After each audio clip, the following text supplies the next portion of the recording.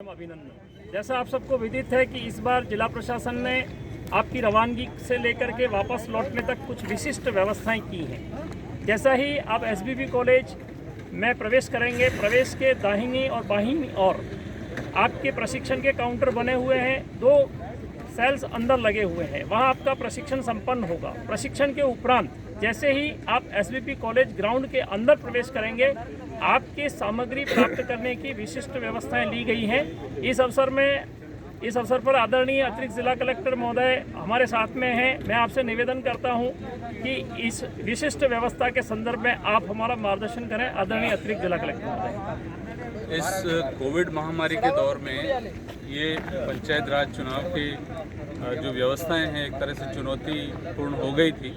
उसके लिए हमारे जिला निर्वाचन अधिकारी महोदय के मार्गदर्शन में हम लोगों ने जो व्यवस्थाएं की है उससे कोविड महामारी का प्रोटोकॉल भी फॉलो होगा और आप लोगों को असुविधा भी नहीं होगी।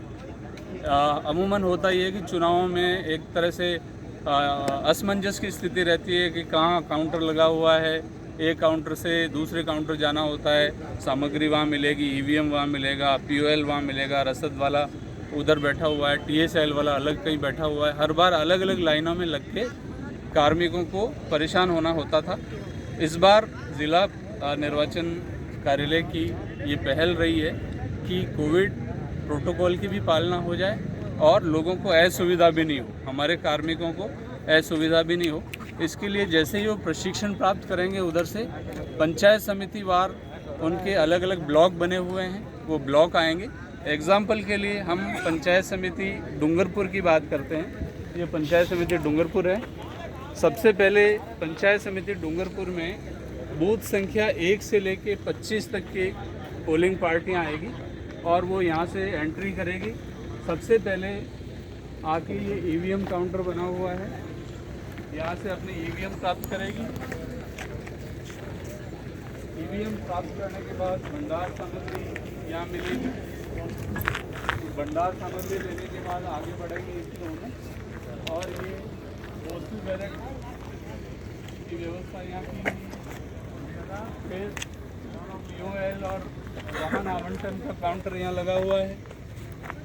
इसके बाद यात्रा भत्ता भुगतान, यहाँ से सारी सामग्री कलेक्ट होने के बाद यहाँ से एग्ज़िट करेंगे। एग्ज़िट करने के बाद ये काउंटर जो बना हुआ है, ये ईवीएम के लिए अगर कोई कार्मिक अपना ईवीएम चेक कराना चाहेगा तो यहाँ हमारे मास्टर ट्रेनर भी खड़े रहेंगे और वो अपनी ईवीएम को चेक करा सकता है। दूसरी सामग्री है उसको भी चेक करा सकता है और यहाँ से सीधे उस ब्लॉक में देखिए पंचायत समिति वार गाड़ियाँ खड़ी हुई है, तो उनको यहाँ से निकलते ही अपनी गाड़ी में बैठना है और रवाना होना है। अब ये पुरानी व्यवस्था नहीं है कि सामग्री लेने के बाद यहाँ ग्राउंड में बैठे हुए हैं और चेक कर रहे हैं, कार्मिकों का इंतज़ार कर रहे हैं कोई आएगा, पुलिस पार्टी का वेट कर रहे हैं कोई आएंगे उसके बाद रवाना होंगे।